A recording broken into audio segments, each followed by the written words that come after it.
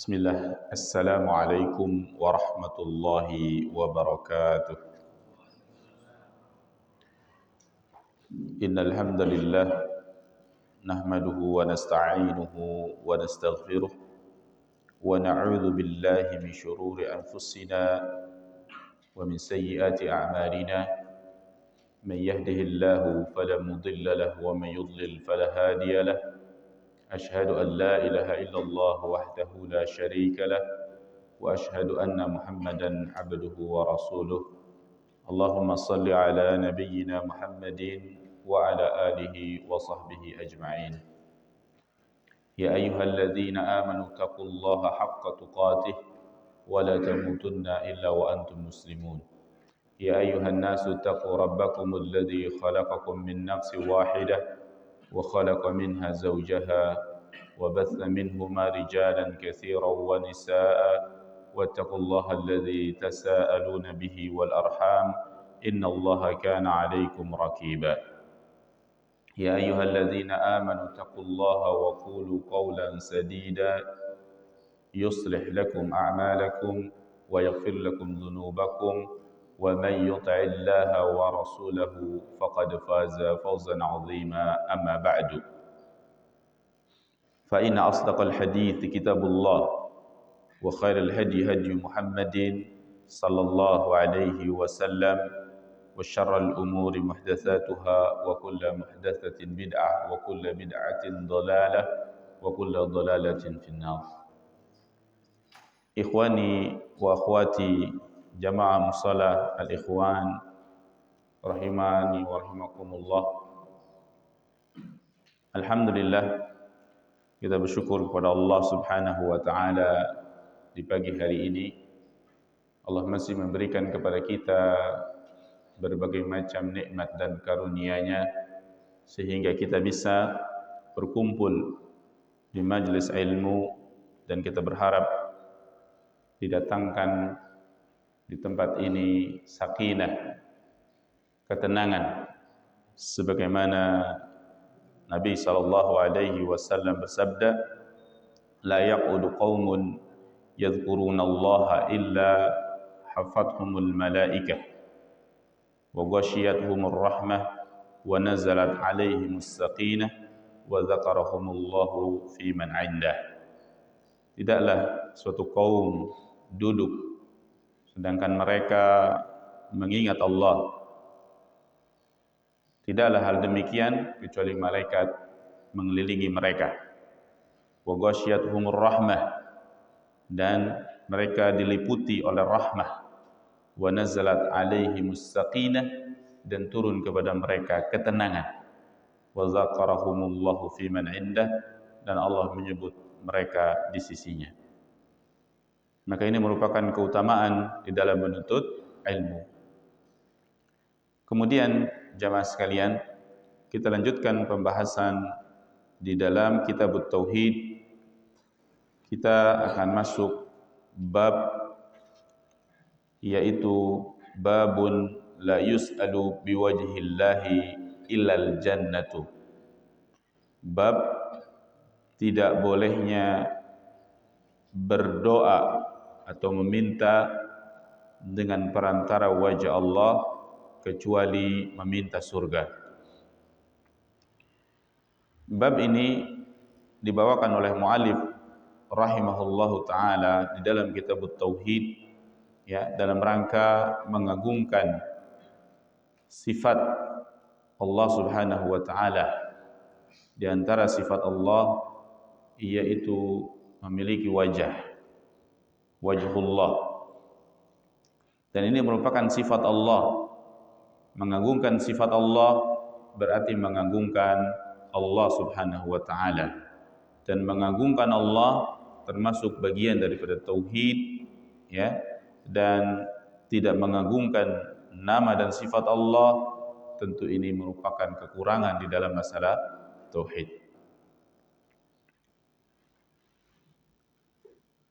Pembahasan ini berdasarkan hadis Nabi sallallahu alaihi wasallam, yaitu dibawakan oleh beliau dari Jabir bin Abdullah. Qala, dia berkata, Qala Rasulullah sallallahu alaihi wasallam, la yus'alu biwajhillahi illal jannah. Tidaklah berdoa atau meminta dengan wajah Allah, dengan perantara wajah Allah, illal jannah, kecuali meminta surga. Dan wajah Allah merupakan sifat dari sifat-sifat az-zatiyah. Dan ini mutawatir tentang ditetapkannya wajah Allah berdasarkan dalil di dalam kitab As-Sunnah, bahwa Allah memiliki wajah. Sebagaimana firman Allah Subhanahu wa taala, kullu man 'alaiha fanin, setiap semuanya itu akan punah, akan binasa. Wa yabqa wajhu rabbika dzul jalali wal ikram, dan tersisa wajah Tuhan kamu yang memiliki kemuliaan dan ketinggian. Kemudian juga dalam ayat yang lain, kullu syai'in halikun illa wajh lahul hukmu wa ilaihi turja'un. Setiap sesuatu itu akan binasa kecuali wajah Allah. Ya, dan banyak dalil-dalil yang lain yang menunjukkan bahwasanya Allah memiliki wajah. Jadi antara keutamaan kaum mukminin, kaum muslimin ketika mereka masuk surga, di antara tambahan nikmat di surga adalah bisa melihat wajah Allah. Maka berkaitan dengan wajah Allah, ya, maka ini merupakan sifat dari zatiyah, zat Allah. Allah memiliki tangan, Allah memiliki wajah, Allah memiliki pendengaran, ya. Zat yang berkaitan dengan zat Allah, Allah memiliki tangan, ya. Ini kita tetapkan seperti Allah memiliki wajah. Ya, karena memang ditetapkan oleh dalil, ditetapkan oleh Allah Subhanahu wa taala dan ditetapkan oleh Rasul sallallahu alaihi wasallam. Dan sifat wajah merupakan sifat az-zatiyah yang paling agung bagi Allah Subhanahu wa taala. Akan tetapi kita meyakini dengan ilmu, kita meyakini dengan yakin bahwasanya wajah Allah itu tidak serupa dengan makhluk. Wajah Allah tidak serupa dengan makhluk. Demikian juga dengan sifat-sifat Allah yang lainnya. Jika Allah mengatakan memiliki wajah, bukan berarti wajahnya sama dengan makhluk. Tentu berbeda.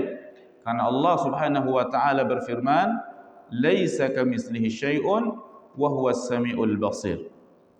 Tidaklah sesuatu itu, tidaklah kamitslihi syai'un, ya, laisa kamitslihi syai'un, Allah itu tidak serupa dengan sesuatu. Ya, wa huwas samiul basir, dan Dia Maha mendengar dan Maha melihat. Maka barang siapa yang menyerupakan Allah dengan makhluknya, maka sungguh dia telah kufur. Ya. Dan juga barang siapa yang menolak sifat Allah dari apa yang telah disifatinya, maka dia pun telah kufur, berarti menolak tentang wajah Allah. Maka ahli sunnah wal jamaah berada di antara tengah di dalam pemahaman ini, menetapkan apa yang Allah tetapkan melalui Al-Quran atau Sunnah, kita tetapkan. Karena ini Allah yang menetapkan bahwa Allah memiliki wajah. Kemudian meyakini bahwa Allah memiliki wajah, namun tidak boleh kita menyerupai Allah, wajah Allah dengan sesuatu apapun. Karena Allah berfirman, laisa kamitslihi syai'un. Karena sebagian orang agar tidak menyerupai muka Allah dengan makhluk, akhirnya dia menolak sifat Allah bahwa Allah memiliki wajah. Ini pun menyimpang. Ada juga yang menetapkan Allah memiliki wajah, tetapi ya, dia serupakan dengan makhluk. Maka ini juga menyelisihi akidah ahli sunnah wal jamaah. Sebagaimana dikatakan oleh Nuaim ya bin Hammad, merupakan gurunya Imam Bukhari dan yang lainnya dari para ulama as-salaf, dia mengatakan man tashabbaha Allah bi khalqihi faqad kafara. Barang siapa yang menyerupakan Allah dengan sesuatu, ya, menyerupakan Allah kepada makhluknya, maka mereka mengatakan faqad kafara, ya, maka dia telah kufur. Lianna Allah yaqul, karena Allah Subhanahu wa taala berfirman, laisa kamitslihi syai'un. Berarti dia mendustakan Al-Qur'an. Ini nas di dalam Al-Qur'an dengan tegas, laisa kamitslihi syai'un. Allah tidak serupa dengan sesuatu apapun. Dan mereka mengatakan wa man jahada, dan barang siapa yang mengingkari ma wasafallahu bihi nafsah, apa yang Allah sifatkan tentang dirinya, yang menolak mengingkari sifat-sifat Allah, juga faqad kafar, dia juga telah kufur. Lianna Allah yaqul, karena Allah Subhanahu wa taala berfirman wa huwas samiul basir. Di ayat itu dilanjutkan dengan wa huwas samiul basir, dan Allah menetapkan dirinya maha sami', maha mendengar, wal basir, dan maha melihat. Bukankah manusia juga melihat? Bukankah makhluk juga mendengar? Tetapi kita tetapkan Allah itu sami', Allah mendengar, Allah itu melihat, akan tetapi penglihatan Allah, pendengaran Allah tentu tidak sama dengan makhluk. Demikian juga dengan bab ini, wa yabqa wajhu rabbika dzul jalali wal ikram, dan tersisa wajah Rabb kamu yang memiliki kesucian dan kemuliaan. Maka kita tetapkan ya bahwasanya bagi Allah memiliki wajah.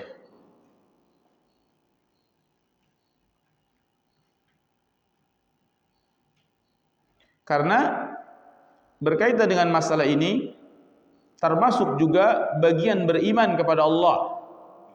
Karena beriman kepada Allah termasuk di dalamnya beriman kepada asma, nama-namanya, dan juga beriman kepada sifat-sifatnya yang Allah sifatkan sendiri di dalam Al-Quran tentang dirinya, dan Allah sifatkan melalui lisan Rasul sallallahu alaihi wasallam, tentu sifat-sifat yang sesuai dengan kemuliaan dan keagungan Allah Subhanahu wa taala tanpa diserupakan dengan makhluk.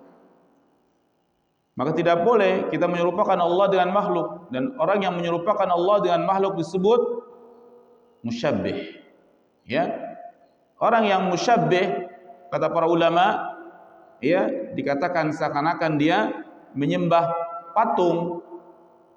Ketika dia beribadah kepada Allah dan meyakini bahwasanya Allah sama dengan makhluk, berarti seakan-akan dia menyembah sanam, menyembah berhala. Ya, bukan pada hakikatnya menyembah Allah.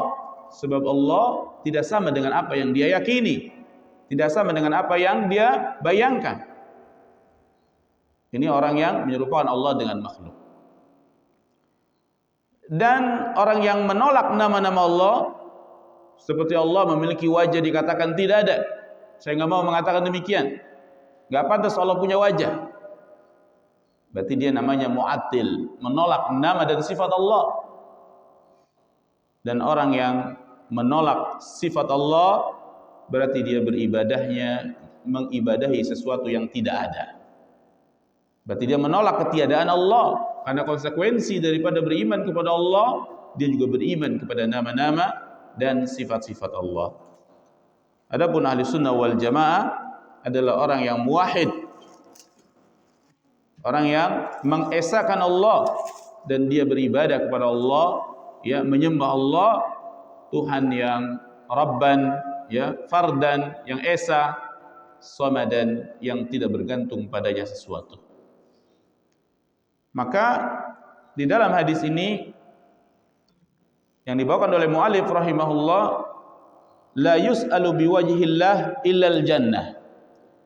tidaklah seseorang itu meminta atau berdoa dengan wajah Allah kecuali surga.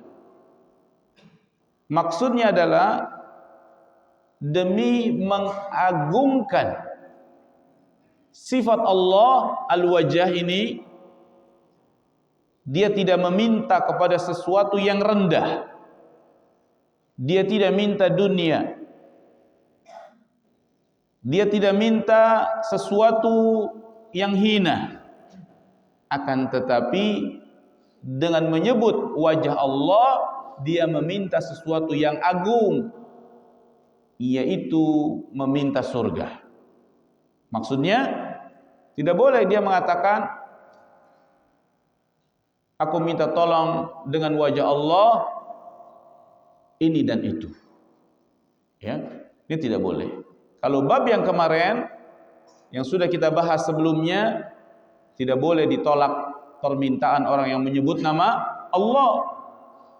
Dia menyebut nama Allah, wahai fulan, dengan menyebut nama Allah atau demi Allah, tolong saya ini dan itu. Maka wajib bagi kita untuk membantunya karena dia menyebut nama Allah, mengagungkan Allah.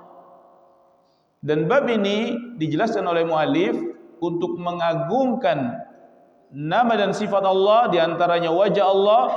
Maka janganlah seseorang itu meminta kecuali meminta sesuatu yang agung, karena ini berkaitan dengan wajah Allah. Wajah Allah adalah sesuatu yang mulia, yang agung, maka mintalah dengan perantara wajah Allah sesuatu yang agung, yakni dia meminta surga, jangan meminta dunia. Ini dimaksud dengan mu'allif rahimahullah. Karena setiap apa yang selain daripada surga, maka itu berarti permintaan yang rendah, yang tidak sebanding dengan sifat wajah Allah. Ya. Kemudian juga dalam hadis yang lain, mal'unun man sa'ala biwajhillah.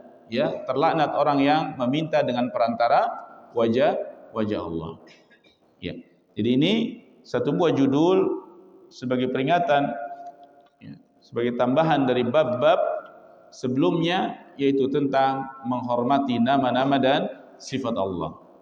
Jadi di bab ini menjelaskan tentang dilarangnya, ya, meminta sesuatu, ya, dengan menyebut nama, dengan menyebut wajah Allah, dengan menyebut wajah Allah. Seperti misalkan, ya Allah, biwajhika, dengan wajah engkau, ya, aku minta dunia, minta ini dan minta itu. Maka ini terlarang. Adapun meminta surga, maka dibolehkan. Ya, itulah jamaah sekalian, ya, berkaitan dengan bab ini. Satu buah hadis dibawakan oleh mu'allif rahimahullahu ta'ala. Kemudian bab selanjutnya yaitu bab tentang majaa fil law.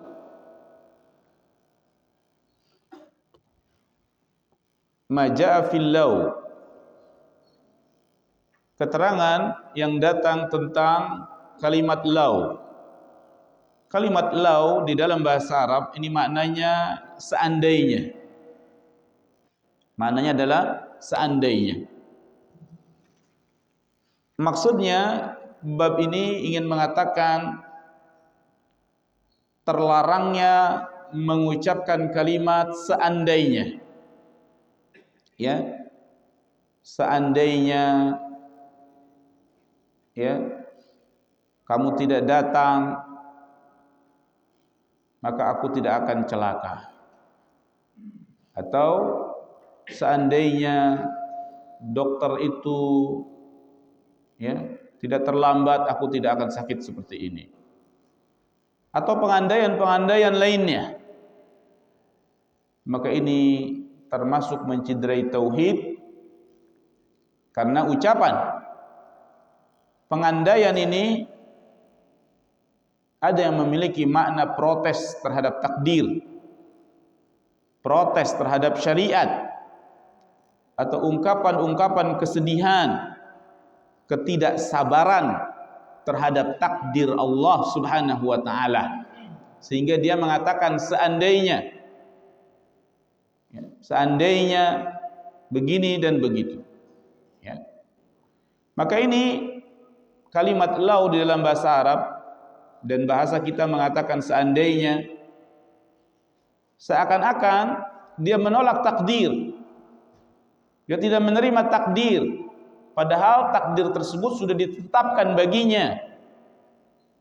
Dia sakit misalkan, Allah takdirkan dia sakit, tapi dia mengatakan, coba jikalau kemarin saya olahraga, mungkin saya tidak sakit seperti ini. Jadi dia mengkaitkan ya pengandaian terhadap takdir yang menimpa kepadanya, seakan-akan dia protes kepada Allah, seakan-akan dia protes kepada takdir. Dia lemah, tidak sabar atas takdir yang menimpa kepadanya. Maka ini dimaksud dengan bab maja'a fil lau, bab tentang dilarangnya pengucapan kalimat seandainya.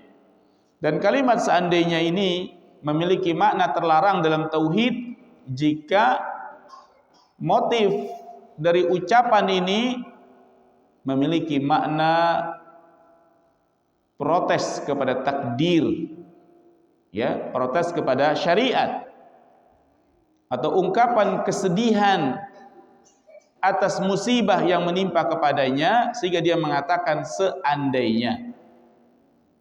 Pengandaian. Adapun pengandaian yang sifatnya umum, maka ini boleh selain daripada hal tersebut. Ya, misalkan perencanaan, nanti seandainya kamu lulus, ya, kamu harus seperti ini, seperti itu. Maka ini pengandaian yang dibolehkan. Ya, ini kalimat pengandaian digunakan dengan makna yang lain. Adapun yang tidak boleh adalah dengan makna seakan-akan tidak menerima takdir. Ya. Seandainya hujan ini tidak turun, mungkin aku tidak akan berantakan rencana aku. Dan rencananya sudah terjadi berantakan, tidak jadi, tertunda. Maka dia menyalahkan ya takdir, tidak menerima takdir. Karena orang yang mengatakan seperti ini seakan-akan dia tidak menerima, tidak ada keridhaan pada dirinya kepada takdir. Sementara takdir, ya, kita harus beriman kepada takdir Allah. Kita harus menerima ketentuan dan takdir dari Allah Subhanahu wa taala, dan beriman kepada takdir Allah merupakan salah satu dari rukun iman. Ya, salah satu daripada rukun iman. Mu'allif rahimahullah di dalam bab ini membawakan dua buah ayat dan satu buah hadis. Ayat yang pertama yang beliau bawakan adalah surah Ali Imran ayat 154. Allah Subhanahu wa taala berfirman, wa yaquluna law kana lana minal amri syai'un ma qutilna hahuna. Allah Subhanahu wa taala berfirman, yaqulun, mereka berkata.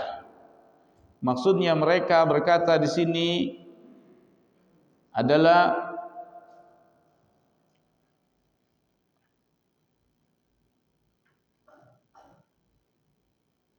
orang-orang. Jadi ini kisah tentang kekalahan Nabi sallallahu alaihi wasallam terhadap perang Uhud. Ya. Di mana perang Uhud kaum muslimin mengalami kekalahan. Maka mereka mengatakan, "Lau kana lana minal amri syai'un ma qutilna hahuna."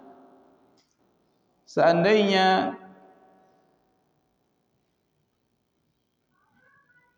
bagi kami itu ada perkara atau sesuatu yang bisa kita tentukan, maqutilna ahuna, maka kami tidak akan terbunuh di sini.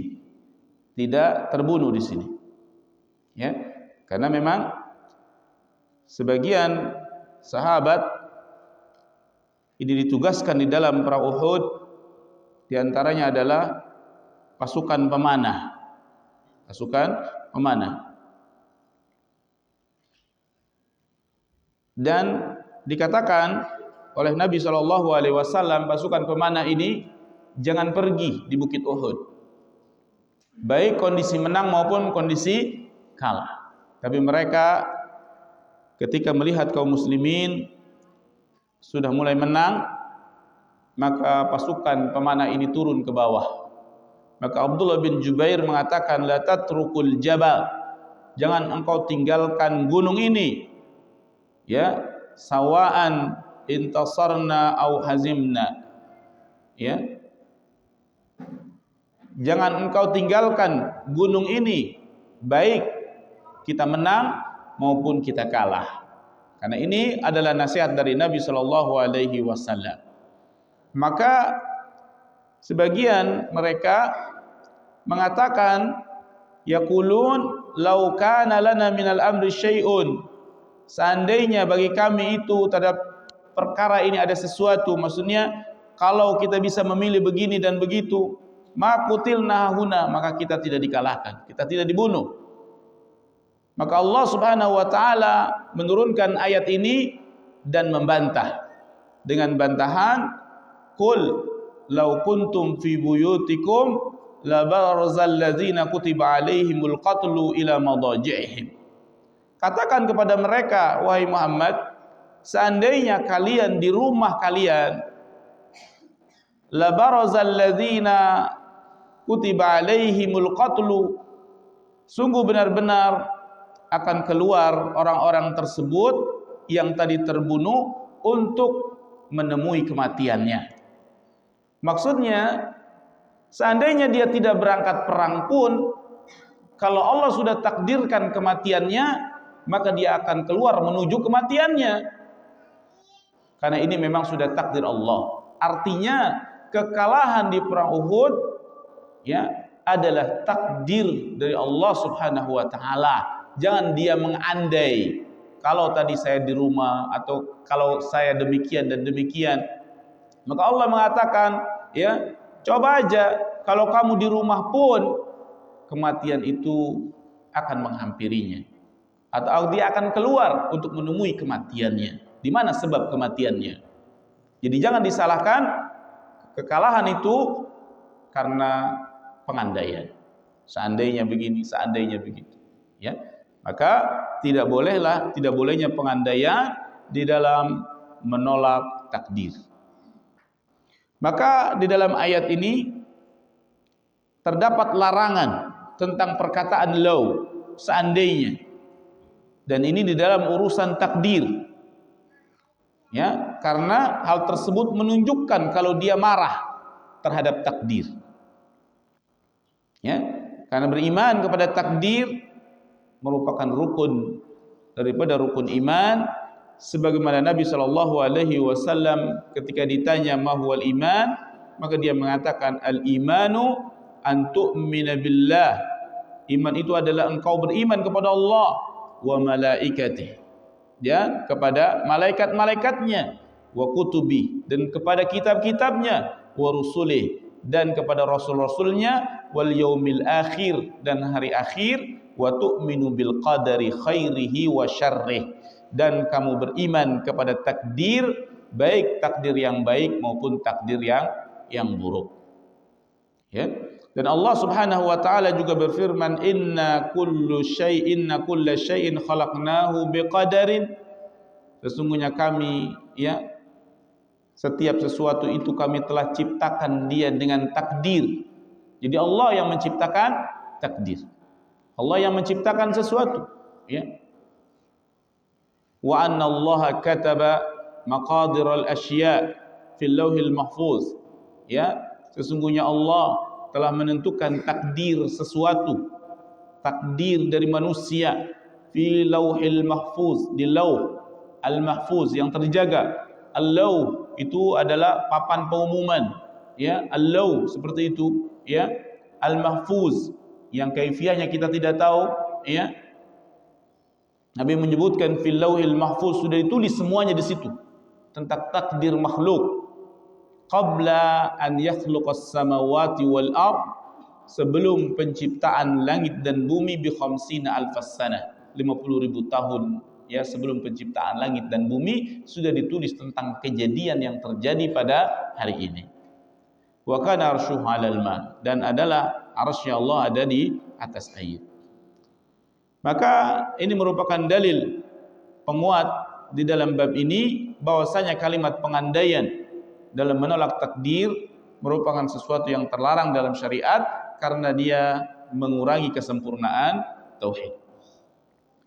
Kemudian dalil yang kedua beliau bawakan juga di dalam surah Ali Imran, masih berkaitan juga dengan perang Uhud. Allah Subhanahu wa taala berfirman, "Alladzina qalu li ikhwanihim wa qa'adu law ata'una ma kutilu."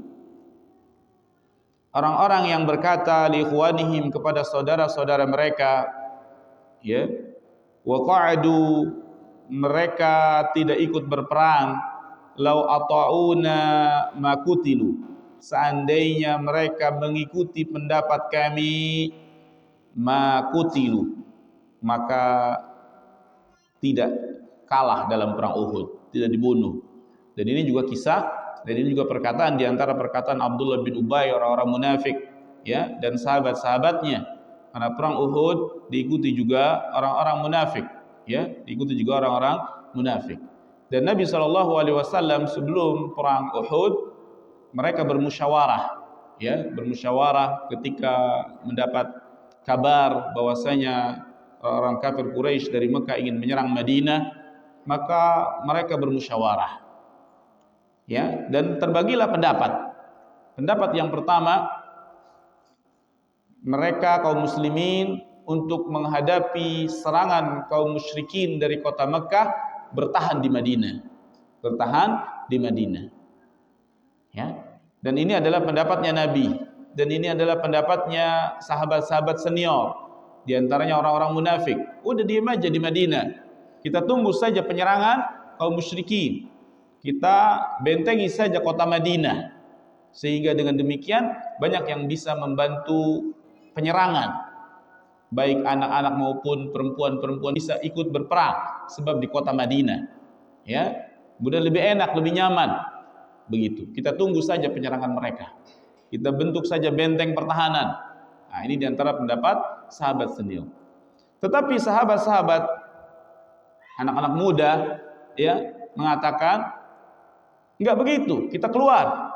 Kita bukan dulu waktu kita masih musyrikin, ya, kita berani menghadapi musuh. Kita keluar, kita hadang mereka. Jangan takut di kandang atau berani di kandang. Ayo keluar.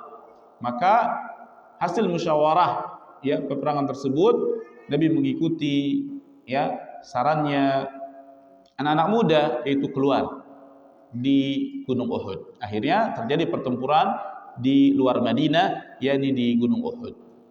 Maka terjadilah takdir Allah bahwasanya pasukan kaum muslimin dikalahkan. Maka di antara mereka, di antaranya kaum munafikun mengatakan, seandainya, ya, mereka itu mentaati kami, ikut pendapat kami, kalau tadi kamu enggak keluar, atau kalau seandainya kita di Madinah saja, mungkin kita tidak kalah, kita tidak banyak yang terbunuh. Begitu. Ini pengandaian. Lau seandainya, padahal takdir itu sudah terjadi, kekalahan itu sudah terjadi, ya. Maka Allah Subhanahu wa taala membantah, fadra'u an anfusikumul maut in kuntum shadiqin, ya. Maka tolaklah, kata Allah Subhanahu wa taala melanjutkan dalam ayat ini membantah, ya, perkataan, ya, di antara orang munafik tersebut, fadra'u an anfusikumul maut. Kalau begitu, tolaklah dari diri kalian kematian, in kuntum shadiqin, jika memang engkau adalah orang-orang yang benar, ya. Artinya, malam yamut bis-sayf mata bi ghairihi. Orang yang tidak mati karena pertempuran perang, dia pun akan mati dengan sebab yang lain. Kekalahan itu bukan disebabkan karena perangnya di luar atau perangnya di Madinah, tapi karena memang sudah takdir dari Allah Subhanahu wa taala. Ya. Sebagaimana perkataan orang Arab juga, ya, ta'addadatil asbab wal mautu wahidu. Banyak sebab-sebab kematian, tetapi kematian itu hanya satu. Kematian itu hanya satu, tapi sebab-sebab kematian itu banyak. Artinya bisa saja meskipun engkau di rumah, engkau akan mati juga. Ya, berapa banyak orang yang tidak mati dengan pedang, tapi dia mati dengan yang lainnya. Artinya ini sudah ditakdirkan oleh Allah Subhanahu wa taala. Ya, wal mautu labudaatin walau kuntum fi burujim musyayyadah. Dan kematian itu mesti akan datang meskipun engkau ada di burujin musyayyadah, benteng yang sangat kokoh, yang sangat kuat. Ya, maka ini adalah pengandaian. Ya, pengandaian yang menolak takdir Allah Subhanahu wa taala, marah, tidak terima terhadap takdir Allah Subhanahu wa taala. Maka kalimat lau di sini seandainya pengandaian ini termasuk pengandaian yang dilarang dalam tauhid karena mencederai ya kesempurnaan daripada tauhid. Dan ayat ini memiliki konsekuensi bahwasanya kita harus tunduk ya dengan ketetapan dan takdir dari Allah Subhanahu wa taala dan tidak menerima takdir Allah, termasuk daripada sifat-sifat orang munafik. Karena perkataan tadi diucapkan oleh Abdullah bin Ubay dan sahabat-sahabatnya yang merupakan orang munafik. Kemudian selanjutnya dalil yang terakhir yang dibawakan oleh muallif rahimahullah yaitu hadis dari Abu Hurairah. Wa fi sahihi an Abi Hurairah radhiyallahu anhu, di dalam kitab sahih dari Abu Hurairah, semoga Allah meridhai beliau, anna Rasulullah sallallahu alaihi wasallam qala, bahwasanya Nabi sallallahu alaihi wasallam bersabda, ihris ala ma yanfa'uka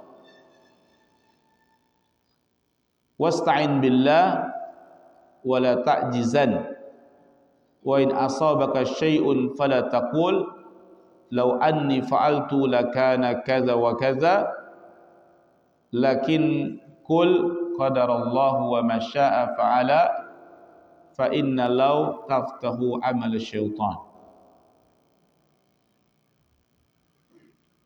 Hadis ini disingkat oleh muallif rahimahullah, yang sebelumnya ada kalimat al-mu'minul qawiyyu khairun wa habbu ilallah minal mu'minid dhaif wa fi kulli khairin. Seorang mukmin yang kuat lebih baik dan lebih dicintai oleh Allah Subhanahu wa taala daripada seorang mukmin yang lemah. Ya, dan setiap hal tersebut adalah baik. Maksudnya baik orang mukmin yang imannya lemah maupun yang imannya kuat masih di dalam kebaikan. Masih di dalam kebaikan. Ya. Karena masih ada iman. Tetapi ini menunjukkan bahwasanya keimanan itu bertingkat-tingkat. Ada yang imannya kuat, ada yang imannya lemah. Maka al-mu'minul qawi, orang mukmin yang kuat, kuat apanya? Ya, berkaitan dengan kalimat al-mu'min. Al-mu'min adalah orang yang beriman. Jadi para ulama ya, yang dimaksud dengan kuat di sini adalah kuat keimanannya. Orang yang kuat keimanannya lebih dicintai, lebih baik dan lebih dicintai daripada mukmin yang lemah keimanannya. Walaupun makna hadis ini juga memiliki makna kuat dalam hal yang lain. Kuat dari sisi ekonominya, kuat dari sisi fisiknya, karena yang kuat fisiknya tentu lebih baik daripada muslim yang lemah. Ya, tetapi ya, hakikat daripada hadis ini adalah yang kuat dari sisi iman. Ya. Karena berapa banyak orang yang uangnya kuat, ekonominya kuat, tapi imannya lemah. Ya, ada yang fisiknya kuat, tapi imannya lemah. Ya. Jadi al-mu'minul qawi, mukmin yang kuat, lebih baik dan lebih dicintai oleh Allah Subhanahu wa taala daripada mukmin yang lemah. Kemudian dilanjutkan oleh Nabi sallallahu alaihi wasallam, ihris ala ma yanfa'u. Ya, ihris ala ma yanfa'u maksudnya adalah semangatlah terhadap apa yang bermanfaat bagimu. Semangatlah terhadap apa yang bermanfaat bagimu, kata Nabi sallallahu alaihi wasallam. Ini yang pertama nasihat Nabi, ihris, semangatlah ya terhadap apa yang bermanfaat buat kamu. Baik bermanfaat buat urusan dunia maupun bermanfaat untuk urusan akhirat. Semangat. Orang mukmin itu ya enggak semangat, bukan tidak semangat, tapi harus dia semangat di dalam kebaikan. Ini anjuran dari Nabi sallallahu alaihi wasallam. Kemudian wasta'in billah, dan mintalah pertolongan kepada Allah. Mintalah pertolongan kepada Allah, ya, berdoa kepada Allah, ya. Jangan mengandalkan kekuatannya, tapi dia andalkan doa kepada Allah, karena senjatanya orang mukmin ad-du'a usilahul mu'min. Ya, dia meminta kepada Allah, Allahumma a'ini, ya Allah bantu aku, ya. Atau la haula wala quwata illa billah, tiada kekuatan, tiada daya dan upaya kecuali Allah. Dia meminta kepada Allah kekuatan. Karena tidaklah ya taufik dan hidayah itu kecuali dari Allah Subhanahu wa taala. Kemudian nasihat Nabi, wala ta'jizan, ya, dan janganlah kalian itu lemah. Apa artinya lemah? Lembek, malas, ya, bosanan, ya, bosanan, dikit-dikit bosan, ya. Maka ini bukan sifat yang diajarkan oleh Nabi sallallahu alaihi wasallam, ya. Bahkan Syekh Muhammad bin Shalih Al-Utsaimin dalam menjelaskan hadis ini, dia menukil kisah Al-Kisai di awal dia belajar ilmu nahwu. Dia belajar ilmu bahasa Arab, ya. Kemudian Al-Kisai ini menjumpai kesulitan. Sulit, enggak paham-paham, enggak ngerti-ngerti. Belajar kok lelah banget, kok capek. Udah dihafal, dibaca, dipahami, masih enggak ngerti juga. Lelah dalam belajar ini. Maka Imam Kisai ini di awal belajar, ya, dia mendapati atau melihat seekor semut. Dia melihat seekor semut. Seekor semut ini membawa beban. Dia membawa beban, ya, dan semut ini naik ke dinding. Dia berpikir semut ini bebannya lebih besar daripada belajar ilmu nahwu. Karena barang yang dia bawa terkadang lebih besar dari tubuhnya, dan dia tidak membawanya secara datar, melainkan naik ke atas tembok. Bagaimana sulitnya? Tentu jatuh. Kemudian dia berusaha lagi. Semut ini jatuh, dia berusaha lagi. Dari sinilah Imam Kisai mengambil pelajaran. Terus, ya. Jangan bosan, jangan lemah. Wala ta'jizan, jangan engkau lemah, kata Nabi sallallahu alaihi wasallam. Maka dari pelajaran semut ini dia semangat belajar, terus mengulang murojaah, ya, tidak bosan, maka menjadi dia ulama besar, ya, Imam Al-Kisai. Kemudian Nabi melanjutkan, wa in asabaka syai'un. Dan ini penekanan daripada hadis ini berkaitan dengan bab wa in asabaka syai'un, dan jika sesuatu menimpamu, kamu kena musibah, ya, sesuatu yang tidak mengenakan kepadamu, fala taqul, janganlah engkau mengatakan lau anni fa'altu kadza lakana kadza wa kadza. Seandainya aku melakukan ini, niscaya akan begini dan begitu. Dan ini merupakan pengandaian seakan-akan tidak terima takdir. Ya, terjadi musibah. Coba kalau kamu ini tadi begini, tidak akan terjadi kecelakaan. Coba kalau tadi remnya dibenerin, mungkin motornya tidak rusak, tidak nabrak seperti ini. Padahal sudah terjadi. maka ini seakan-akan pengandaian ini ungkapan rasa marah, tidak terima kepada takdir Allah Subhanahu wa taala. Seyogyanya kita seorang mukmin meninggalkan kalimat tersebut, karena kalimat tersebut mengurangi tauhid dari sisi tidak menerima takdir Allah Subhanahu wa taala. Sementara takdir merupakan iman dari rukun iman yang 6. Walakin kata Nabi, akan tetapi kata Nabi, kul, katakan qadarullahu wa masya'a fa'ala. Ya, akan tetapi katakan ya, qadarullahu wa masya'a fa'ala. Allah telah menakdirkannya. Allah telah memberikan takdirnya. Wa masya'a fa'ala, apa yang Allah kehendaki maka dia akan lakukan, apa yang terjadi. Ya, maka inilah nasihat dari Nabi sallallahu alaihi wasallam. Beliau tutup yang terakhir, fa inna law taftahu amal syaitan. Karena sesungguhnya kalimat pengandaian tersebut membuka ya amalan-amalan syaitan. Ya. Ya, dari hadis ini ada beberapa fawaid sebelum saya tutup. Fawaid berkaitan dengan hadis ini. Yang pertama, di dalam hadis ini bahwasanya Allah mencintai orang yang mukmin yang lebih kuat. Al-mu'min al-qawi khairun wa ahabbu. Berarti di sini merupakan ya dalil untuk kita menetapkan bahwasanya Allah memiliki sifat mahabbah. Allah memiliki sifat cinta. Ya. Makhluk memiliki sifat cinta, Allah memiliki sifat cinta, tetapi tidak boleh kita serupakan cinta Allah ya dengan kadar cintanya makhluk kepada makhluk. Tidak boleh. Allah memiliki sifat cinta, tetapi cintanya Allah tentu berbeda. Demikian kita kiaskan di dalam sifat-sifat dan nama-nama Allah. Ya, kita tetapkan apa yang Allah dan Rasulnya tetapkan, namun tidak boleh kita serupakan Allah dengan makhluk. Jadi menetapkan bahwasanya Allah memiliki sifat yaitu al-mahabbah. Allah memiliki sifat namanya al-mahabbah. Yang kedua, atau yang berikutnya, dari hadis ini kita bisa memahami ikhtilafun nas, berbedanya manusia di dalam iman. Jadi iman itu bertingkat-tingkat. Ada yang imannya kuat, ada yang imannya lemah.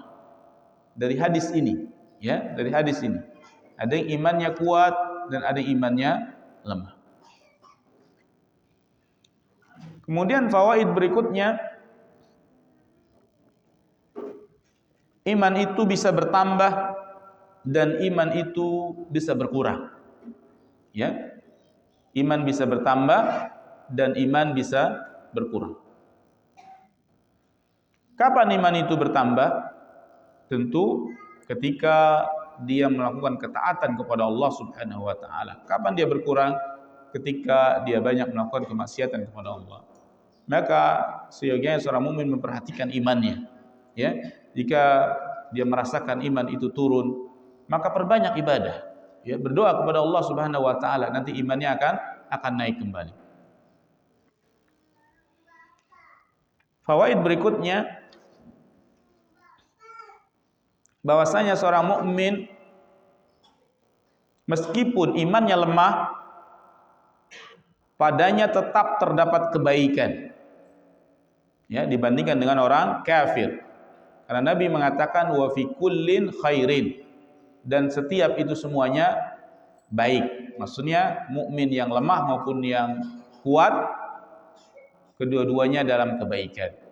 Cuman derajatnya berbeda-beda. Kemudian bahwasanya syariat ini datang untuk menyempurnakan kebaikan, yaitu dia seorang mukmin ini mengikuti perintah Rasul sallallahu alaihi wasallam, yaitu beribadah. Wa in kana dzalika nafi amran dunyawiyah, meskipun itu adalah perkara dunia, yaitu dia mempraktekkan sabda Nabi SAW, ihris ala ma yanfa'uk, yaitu dia semangat baik dalam urusan dunia, karena urusan dunia itu kebaikan juga, ya, jika dunia itu digunakan untuk amalan akhirat. Ya, orang yang memiliki harta yang banyak tentu dia ada peluang untuk mendapatkan surga jika uangnya digunakan untuk sedekah, untuk membangun masjid, untuk memperkuat kaum muslimin. Maka ini merupakan jalan-jalan, ya, untuk menuju surga.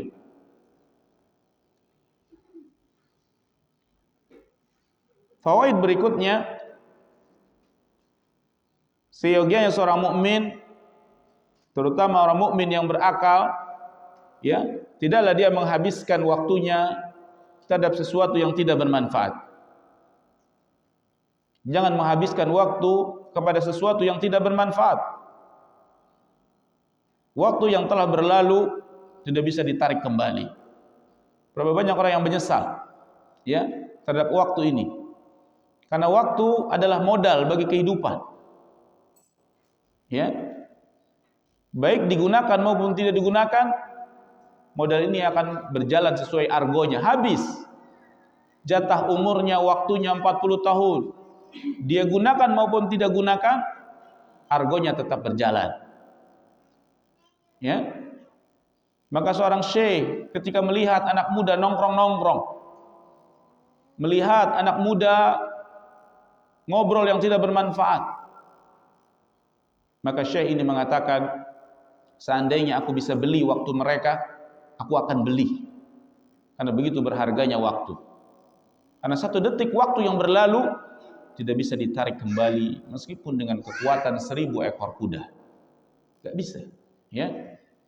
Maka ihris ala ma yanfa'. Ya, kita tata waktu kita. Dan para ulama termasuk orang-orang yang pelit kepada waktu. Mungkin dia dermawan kepada harta, tapi dia pelit kepada waktu. Karena waktu ini seperti pedang, ya, bisa membantunya dan bisa memotongnya, bahkan bisa membunuhnya, mengenainya, ya. Karena waktu bisa bermanfaat, bisa mendatangkan kebaikan kepadanya. Tapi kalau dia tidak bisa memanfaatkan waktu ini, justru akan menjadi bumerang buat dia, dan dia akan ditanya terhadap waktu yang dia habiskan. Maka seorang mukmin benar-benar menata kehidupannya, benar-benar dia niatkan seluruh, ya, kehidupannya, direrung-rerung waktunya untuk beribadah kepada Allah Subhanahu wa taala. Ya. Dihadirkan niat ibadah meskipun dalam urusan dunia. Jangan lalai daripada hal tersebut, sehingga kita akan menjadi orang yang sebagaimana dinasihatkan oleh Nabi, ihris ala ma yanfa'. Semangat atas apa yang bermanfaat buatmu. Jangan tanggung-tanggung ketika sudah bertekad melakukan sesuatu, ya. Jangan setengah-setengah. Maka ini nasihat Nabi dan ini sifat orang mukmin. Karena memang kesuksesan biasanya dari semangat yang tinggi. Dan juga disuruh kita untuk sabar dan terus sabar. Terkadang sabar itu di awal-awal sabar, di tengah-tengah tidak sabar. Maka kita dikatakan sabar wal musabarah, sabar dan terus sabar. Ya, sabar itu tidak ada batasannya. Karena Nabi mengatakan wala ta'jazanna, janganlah engkau lemah. Di antara sifat lemah adalah tidak sabar terhadap kebaikan yang sedang kita kerjakan. Ya. Terkadang amal itu untuk mencapai sesuatu butuh waktu. Ya, butuh waktu. Puasa kita butuh waktu, ya. Belajar untuk bisa paham butuh waktu. Beramal butuh waktu. Maka kita sabar dalam menempuh kesulitan-kesulitan ini, ya. Kemudian berikutnya, apa yang tidak dimampui oleh seorang manusia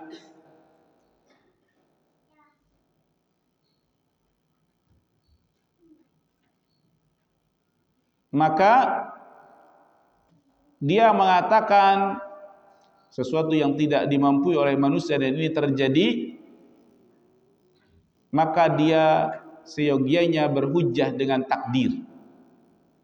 Maksudnya adalah ketika dia mendapatkan musibah, maka hendaklah dia mengatakan qadarullah wa masya'a fa'ala. Ini sudah takdir Allah. Ya.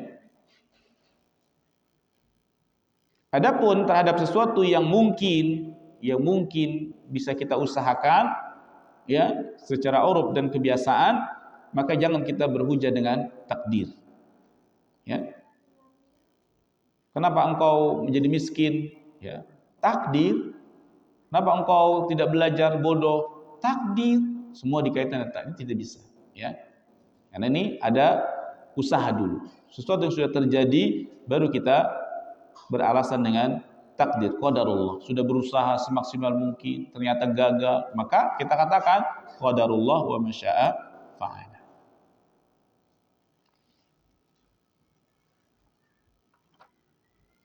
Ya, yang terakhir, inna syaitan, sesungguhnya syaitan itu memiliki pengaruh atau akan mempengaruhi orang yang mengatakan seandainya. Ya, inna lisyaitan ta'siran ala bani Adam. Ya, kata Nabi mengatakan fa in law taftahu amal syaitan. Maka jika engkau mengatakan law, ya, maka syaitan ya akan memiliki pengaruh kepada bani Adam. Maka saya tutup pembahasan ini bahwasanya wajib bagi kita untuk menerima takdir, ya, dan terus beribadah dan sabar terhadap apa yang menimpa kita dari musibah yang tidak kita senangi, dan terus kita bersandar kepada Allah, tawakal kepada Allah Subhanahu wa taala, karena Allah Subhanahu wa taala yang telah menciptakan sebab dan dia juga yang telah menciptakan akibat. Terkadang kita tidak mampu melakukan sebab, ya, dan Allah Subhanahu wa taala yang telah menciptakan sebab-sebab tersebut sehingga terjadinya akibat kepada kita. Ya, sebagaimana Allah Subhanahu wa taala berfirman, ma asaba bim musibatin illa biiznillah. Tidaklah musibah menimpa ya kecuali dengan izin Allah. Allah sudah mengizinkannya. Itu takdir dari Allah. Tentu ada hikmah yang besar ya atas takdir Allah tersebut. Meskipun bagi manusia ya itu buruk, tapi takdir Allah, bagi Allah tidak ada yang buruk.